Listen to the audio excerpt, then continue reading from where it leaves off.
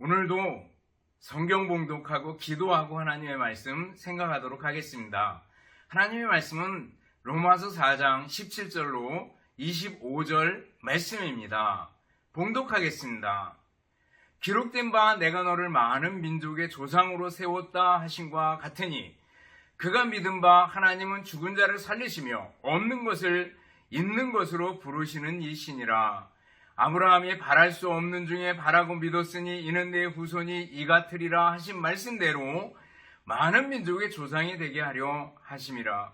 그가 백세나 되어 자기 몸이 죽은 것 같고 사라의 태가 죽은 것 같음을 알고도 믿음이 약하여지지 아니하고 믿음이 없어 하나님의 약속을 의심하지 않고 믿음으로 견고하여져서 하나님께 영광을 돌리며 약속하신 그것을 또한 능히 이루실 줄을 확신하였으니 그러므로 그것이 그에게 의로 여겨졌느니라. 그에게 의로 여겨졌다 기록된 것은 아브라함만 위한 것이 아니요 의로 여기심을 받은 우리도 위함이니 곧 예수 우리 주를 죽은 자 가운데서 살리신 이를 믿는 자니라.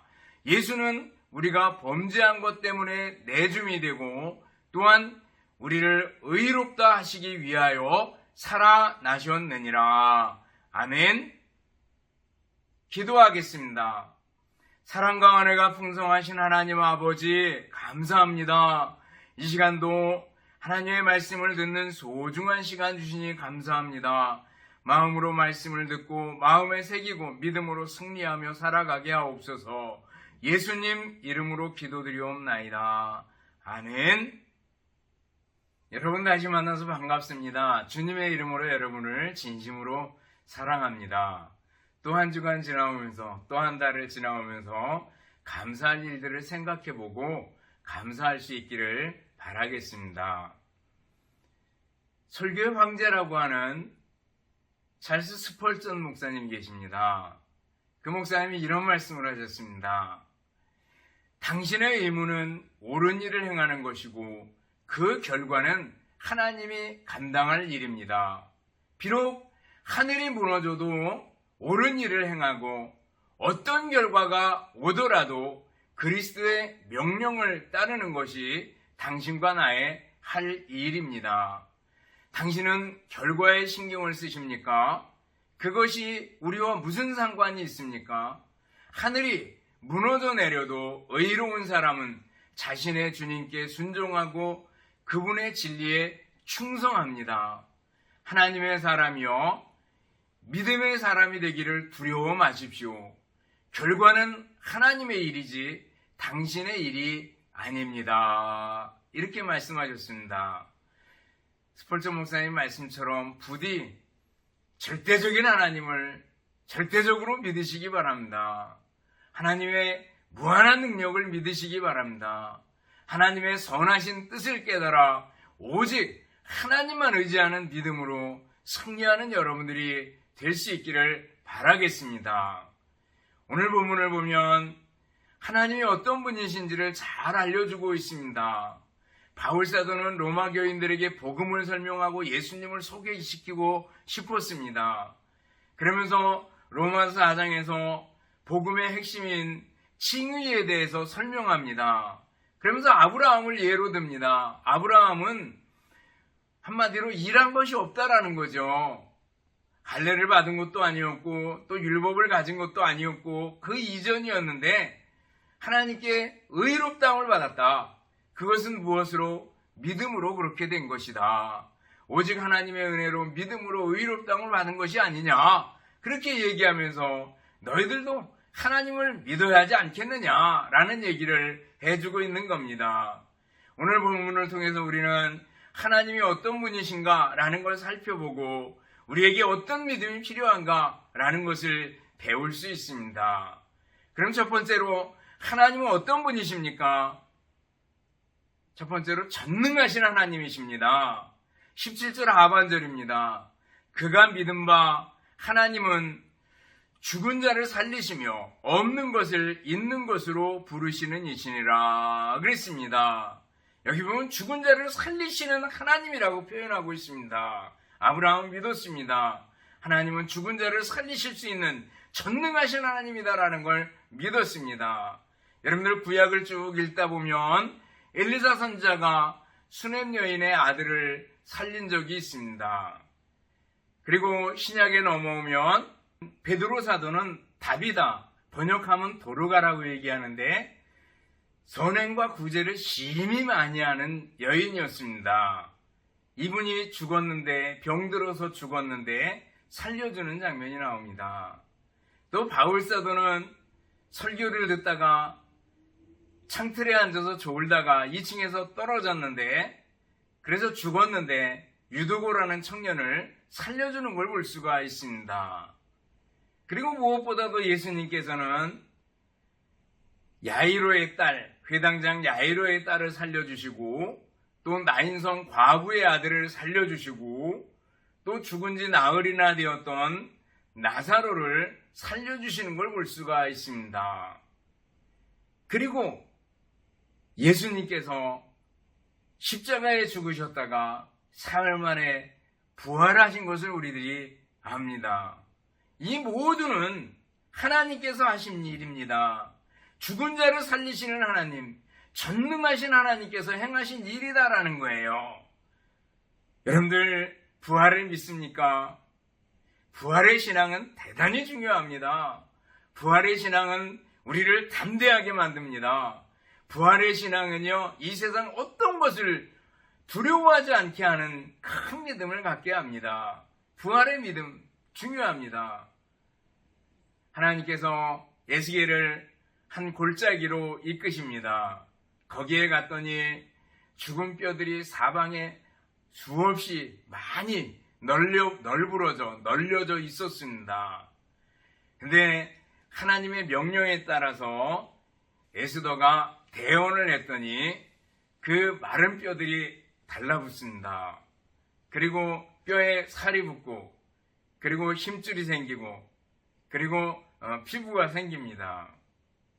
다시 하나님의 명령에 따라서 대언을 했을 때 생기가 들어가서 산 사람이 되는 걸 볼 수가 있습니다. 그리고 그 사람들이 모여서 군대를 이루게 되는 장면을 보게 됩니다. 여러분들, 이것은 무엇을 가리킵니까? 희망을 보여주는 겁니다. 마른 뼈를 살아나서 사람이 되게 하고 산 사람이 되게 하고 군대를 이루게 하신 하나님, 전능하신 하나님이다라는 걸 보여주는 겁니다. 여러분들, 우리 삶에서 어쩌면 마른 뼈같이 내 영혼도 내 육체도 시들어가는 것 같고 힘들 때가 있습니다. 그러나 하나님께서는 능히 마른 뼈 같은, 장작 같은 우리들을 생기를 불어서 살아나게 하시고, 그리고 군대를 이루게 하실 전능하신 하나님이십니다. 여러분의 하나님께 대한 믿음을 가질 수 있기를 바랍니다. 전능하신 하나님입니다. 또 하나님은 어떤 하나님이라 그랬어요? 전능하신 하나님인데 죽은 자를 일으키시는, 살리시는 하나님이시며 없는 것을 있는 것으로 부르시는 이시다, 이렇게 표현하고 있습니다. 무에서 유를 창조하시는 하나님이시래요. 아브라함에게 아직 아들은 없지만 내 자손을 하늘의 별같이 바다의 모래같이 해주겠다, 이렇게 말씀해 주시고 또 이루시는 하나님이십니다. 성경을 딱 열면 창세기 1장 1절이 나옵니다. 태초에 하나님이 천지를 창조하시니라. 여러분들, 창조의 기적을 생각해 볼 수 있기를 바랍니다. 가끔 과학 다큐멘터리들을 볼 때가 있습니다. 그러다 보면 그 과학 다큐멘터리들은 전부 진화론을 깔고 있습니다. 대개는. 그런데 그를 염두에 두고 그렇지, 그리고 나서 봐도 정말 하나님께서 신비하게 만드셨구나, 자연이 정말 신비하구나 라는 걸 느끼게 됩니다. 여러분, 우리가 사계절을 이렇게 돌아가면서 만나게 됩니다. 봄, 여름, 가을, 겨울 이렇게 만나게 되는데, 만약에 태양이 지구와 거리가 조금만 가까워진다면 어떻게 될까? 못 견딜 거라는 겁니다. 사람 다 타 죽을 거래요. 또 지구와 태양의 거리가 조금만 멀어진다면 모든 사람은 그리고 모든 만물은 얼어버릴 거라고 얘기를 합니다. 정확한 거리를 유지하면서 1년에 한 바퀴씩 정확하게 돌도록 만드신 하나님의 손길을 생각해 보면 놀랍지 않습니까? 얼마나 신비로운지 모릅니다. 하루는 6살짜리 손주딸과 공원에 이렇게 데리고 산책하러 나갔습니다.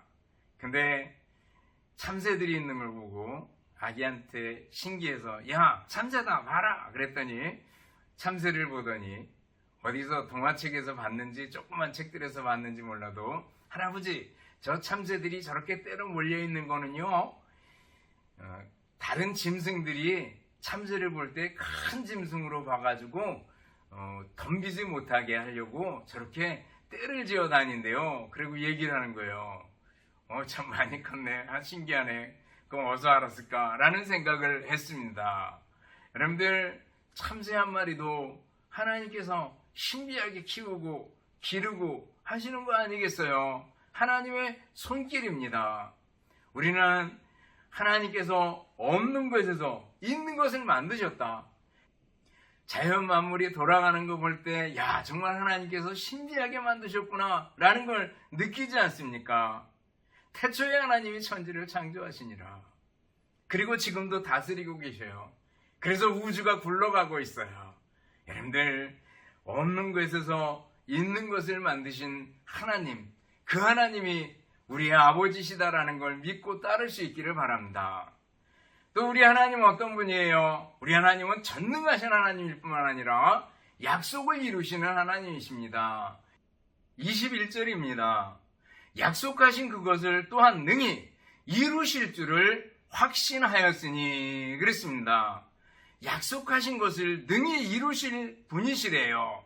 하나님께서 약속하신 것은 모두 다 이루셨습니다. 아브라함에게 내 자손을 하늘의 별처럼 바다의 모래처럼 많게 해주겠다 말씀하신 하나님께서는 그것을 이루셨습니다. 모세에게 애굽으로 가라, 내가 너와 함께 해주겠다 이렇게 약속해 주셨는데 그 약속대로 모세와 함께 해주셨고 모세가 이스라엘 백성들을 애굽에서 이끌어낼 수 있도록 해주신 분이 하나님이십니다.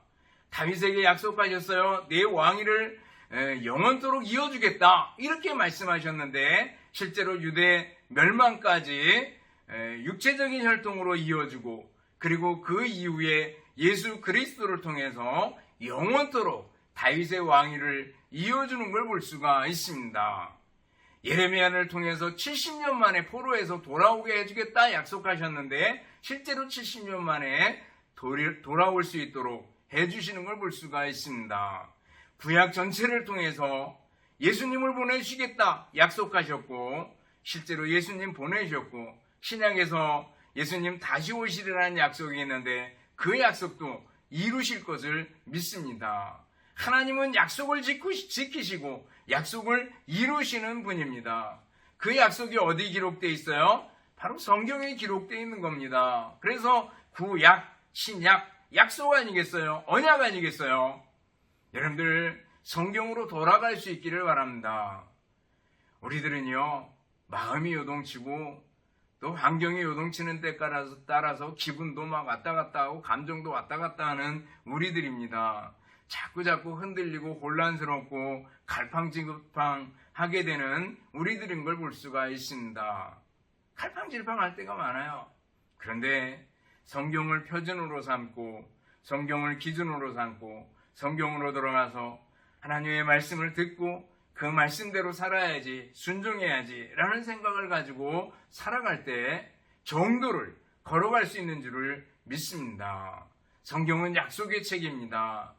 지난번에도 말씀드렸듯이 구원의 약속, 기도응답의 약속, 인도의 약속 모두가 다 성경에 들어있잖아요. 그래서 성경으로 돌아가서 여러분들 성경 읽기부터 다시 시작해 볼 수 있기를 바랍니다. 성경을 읽고 듣고 쓰고 공부하고 암송하고 묵상하고 그래서 내 것으로 만드는 노력들이 우리들에게 필요한 줄 압니다. 하나님은 어떤 분이에요? 약속을 지키시는 하나님이십니다. 또 우리 하나님은 어떤 분이에요? 하나님은 우리 하나님, 우리의 강조점이 있습니다. 우리 하나님이라는 겁니다. 23절부터 25절까지 쭉 보면은요, 그에게, 아브라함에게입니다. 의로 여겨졌다 기록된 것은 아브라함만 위한 것이 아니요 의로 여기심을 받을 우리도 위함이니, 우리도 위함이래요. 그러면서 예수님을 얘기합니다. 곧 예수 우리 주를 죽은 자 가운데서 살리시는 이를 믿는 자니라. 예수는 우리가 범죄한 것 때문에 내줌이 되고 또한 우리를 의롭다 하시기 위하여 살아나셨느니라 그랬습니다. 하나님은 우리를 의롭게 여기시기를 바라셨습니다. 그래서 예수님을 우리를 위해서 보내주셨습니다. 예수님은 우리의 범죄 때문에 내줌이 되었고 우리를 의롭다 하시기 위하여 살아나셨습니다. 한 단어 한 단어, 한 구절 한 구절을 생각해 보면 놀랍지 않습니까? 감사하지 않습니까? 할렐루야, 찬양이 나오지 않습니까? 하나님은 과거 아브라함을 위한 하나님일 뿐만 아니라 또한 오늘 우리를 위한 하나님이다라는 것을 그대로 보여줍니다. 하나님이 지금도 살아계셔서 지금도 우리를 위해 주신대요. 그래서 로마서 8장 31절 그 이후에 쭉 보면은요, 만일 하나님이 우리를 위하시면 누가 우리를 대적하리요? 누가 능히 하나님께서 택하신 자들을 고발하리요? 누가 정죄하리요? 누가 우리를 그리스도의 사랑에서 끊으리요? 라고 말씀하는 것을 볼 수가 있습니다. 자기 아들을 아끼지 아니하시고 우리 모든 사람을 위하여 내어주시니가, 아들을 내어주시니가 어찌 그 아들과 함께 우리에게 모든 것을 주시지 아니하시겠느냐, 이렇게 말씀하고 있습니다. 여러분들, 하나님께서 우리의 하나님, 나의 하나님이 되신대요. 그래요, 하나님이 바로 나의 하나님 되시며 우리의 하나님이 되십니다. 여러분들, 하나님께 대한 절대적인 믿음을 가질 수 있기를 바랍니다. 하나님 어떤 분이에요? 전능하신 하나님이십니다. 죽은 자를 살리시며 없는 곳에서 있도록 하시는 하나님이셔요. 하나님은 약속을 지키시는 하나님이십니다. 또 우리 하나님은요, 우리의 하나님, 나의 하나님이 되십니다. 그 하나님을 향해서 우리는 어떤 믿음을 가져야 하겠습니까? 오늘 아브라함을 통해서 아브라함의 믿음을 그대로 가져다가 내 것으로 만들면 되는 거 아니겠어요? 아브라함이 어떤 믿음을 가졌는데요? 바랄 수 없는 중에 바라고 믿었다라는 겁니다. 18절입니다. 아브라함이 바랄 수 없는 중에 바라고 믿었으니 이는 내 후손이 이 같으리라 하신 말씀대로 많은 민족의 조상이 되게 하려 하심이라, 이렇게 말씀하고 있습니다. 바랄 수 없는 중에 바랐대요. 이게 믿음이죠. 히브리서 믿음장인데 11장 1절을 보면은 믿음은 바라는 것들의 실상이요 보이지 아니하는 것들의 증거니 라고 말씀하고 있습니다. 믿음은 현재 그냥 가지고 있는 것이 아니라 바라는 것들의 실상이래요. 바라는 것을 하나님 때문에 이미 가진 것으로 믿는 거다라는 거예요. 아브라함은 믿었습니다. 아브라함에게 하나님께서 너는 너의 본토 친척 아비집을 떠나서 내가 내게 제시할 땅으로 가라, 이렇게 말씀하셨을 때 그 땅이 어떤 땅인지 전혀 몰랐지만 하나님이 그 땅을 주실 것이다 라는 것을 믿었습니다. 내 후손을 하늘의 별처럼 바다의 모래처럼 많게 해주겠다 그랬을 때 아브라함은 그대로 믿었습니다. 바랄 수 없는 중에 바라고 믿었습니다. 늙었지만 하나님을 바라고 믿었다라는 거예요. 우리는 어떻습니까? 우리는 꼭 경험한 것, 꼭 체험한 것, 그것만을 믿으려는 우리들은 아닌지 한번 살펴보시기 바랍니다. 자기는 나름대로 이성적이고 자기는 합리적이고 굉장히 과학적이고 굉장히 똑똑하다고 생각을 해가지고 자기의 경험 범위를 벗어나면 전혀 믿으려고 하지 않는 사람들이 있습니다.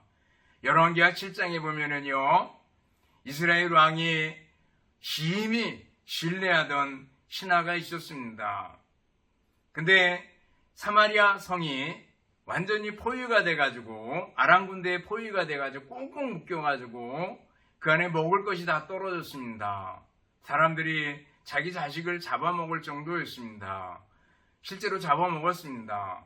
이것 때문에 왕이 엘리사 선지자를 죽이려고 사람을 보냅니다. 그때 엘리사 선지자가 답변을 돌려줍니다. 이 성에서 내일 밀가루 한 스아를 한 세겔로, 보리 두 스아를 한 세겔로 매매하리라. 구할 수 없었던 밀가루 그리고 보리, 그것이 내일이 되면 값이 뚝 떨어질 정도로 흔하게 될 것이다. 이렇게 얘기합니다.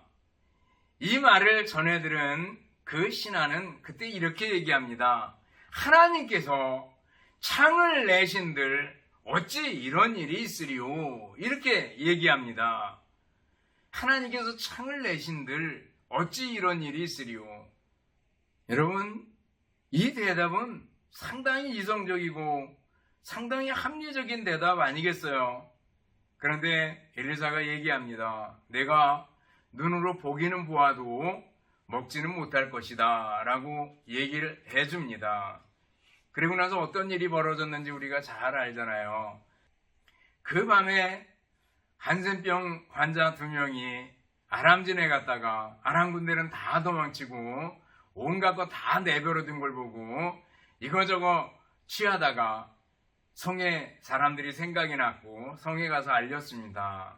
그래서 성에서 밖에 나가서 사람들 실제적인과 그리고 확인을 하고 돌아와가지고 사람들에게 알립니다. 아람 군대가 도망갔다. 그러니까 사람들이 우르르 때로 물려나갑니다. 그때 왕이 신임하던 그 신하에게 왕이 성문을 지키라 그랬는데 그 신하가 성문을 지키다가 백성들에게 깔려서 죽게 되는 걸 우리가 압니다. 하나님의 말씀대로 그대로 이루어지게 된 것을 보죠. 근데 이 신하가 했던 말 생각나지 않습니까? 하나님께서 하늘에 창을 내신들 어찌 이런 일이 있으리요? 여러분들, 우리들이 그래서는 안 됩니다. 우리는 아무리 가진 것이 없고 아무리 아는 것도 없고 또 이루어진 것도 없고 그럴지라도 하나님이 약속하신 바를 그대로 믿는 믿음이 우리들에게 필요한 줄 압니다. 하나님은 약속하신 대로 이루어지신다라는 믿는 그 믿음이 우리들에게 꼭 필요한 줄 압니다. 아브라함은 바랄 수 없는 중에 바라고 믿었다라는 겁니다. 또 아브라함은 어떤 믿음을 가졌습니까? 견고하고 확신 있는 믿음을 가졌습니다. 소극적인 면에서 믿음이 약해지거나 의심하거나 하지 않았다라는 겁니다. 19절 20절 말씀 보셔요. 그가 100세나 되어 자기 몸이 죽은 것 같고 사라의 태가 죽은 것 같음을 알고도 믿음이 약하여지지 아니하고 믿음이 없어 하나님의 약속을 의심하지 않고 그랬습니다. 아브라함이 늙었어요. 사라도 늙었어요. 어떻게 애를 낳아? 그렇게 생각할 수 있어요. 그러나 아브라함은 뭐예요? 믿었다라는 거예요. 우리는 환경과 또 상황에 따라서 믿음이 약해지고 의심이 생길 때가 있습니다. 하나님이 정말 계신가? 라고 의심에 휩싸일 때가 있습니다. 그러나 아브라함은 그렇지 않았다라는 겁니다.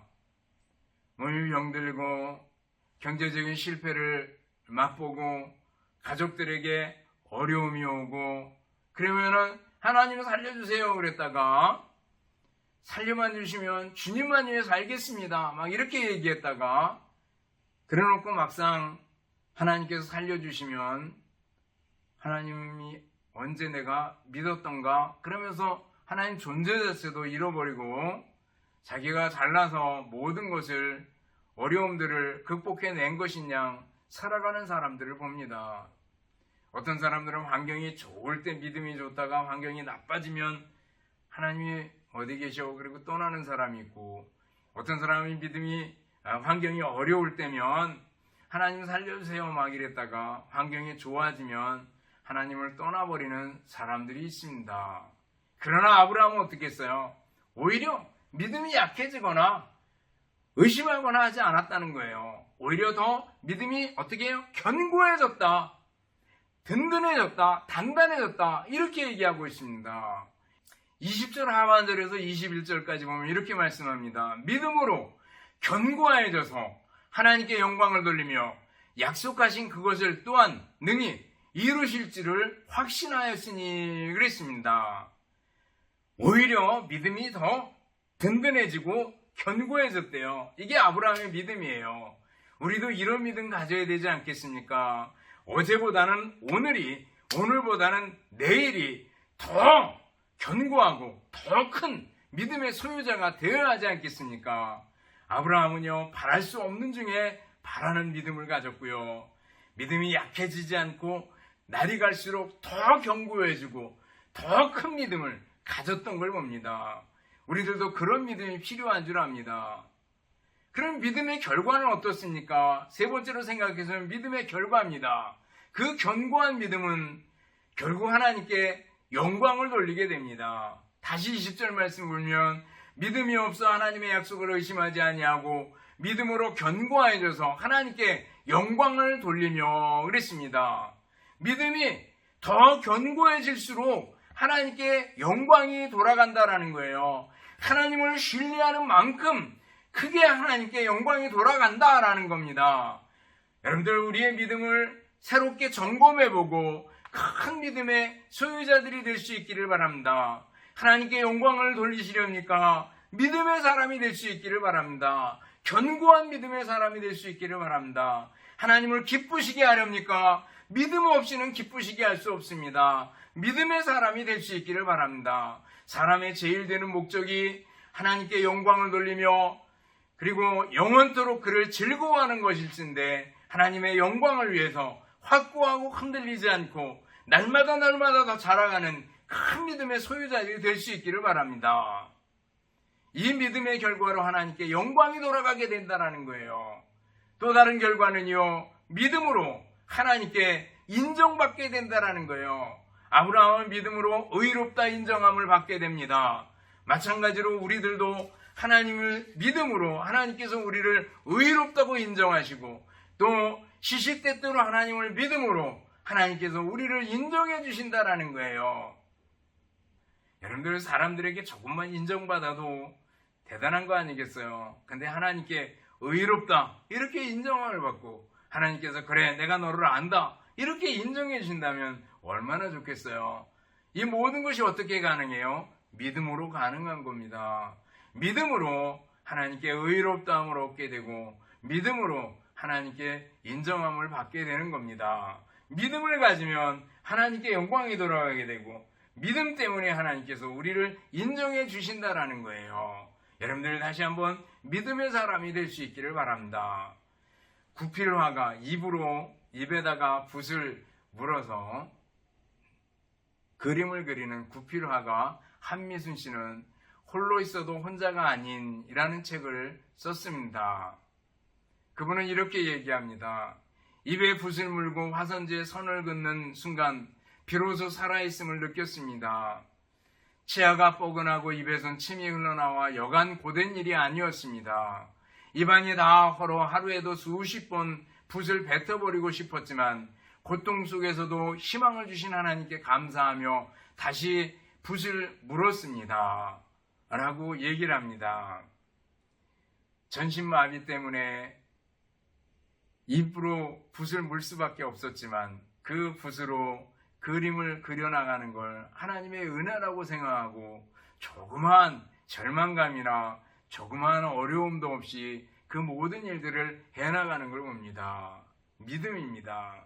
여러분들, 우리는 환경 살아가는 동안에 변할 수 있어요. 그러나 거기에 흔들리지 말고 확고한 믿음을 가지고 하나님께 영광 돌리고 또 하나님께 인정받는 여러분들이 될 수 있기를 주님의 이름으로 축원합니다. 기도하겠습니다. 사랑과 은혜가 풍성하신 하나님 아버지, 감사합니다. 저희들이 지금도 살아계신 하나님을 믿고 살 수 있도록 은혜 베풀어 주시옵소서. 전능하신 하나님, 죽은 자를 살리시는 하나님, 없는 것을 있도록 하시는 하나님을 믿게 해주시고 약속을 지키시는 하나님을 믿게 해주시고 나의 하나님, 우리의 하나님이심을 믿을 수 있도록 은혜 베풀어 주옵소서. 아브라함처럼 바랄 수 없는 중에 바라는 믿음, 또 날이 갈수록 견고해지는 믿음 가질 수 있게 하여 주시옵소서. 그래서 이 믿음 가지고 하나님께 영광 돌리며 또 하나님께 인정받으며 살아가는 저희들이 되게 하여 주시옵소서. 감사드리오며 예수님 이름으로 기도드리옵나이다. 아멘. 축도하겠습니다. 이제는 우리 주님 예수 그리스도의 은혜와 하나님 아버지의 극진하신 사랑하심과 성령님의 교통하심이요 인도하심이 함께 모여 예배드리며 말씀 듣는 우리 모든 성도들 머리머리 위에와 가정들 위에 주님의 몸된 교회와 우리나라 민족 위에 이제로부터 영원토록 함께 있을지어다. 아멘.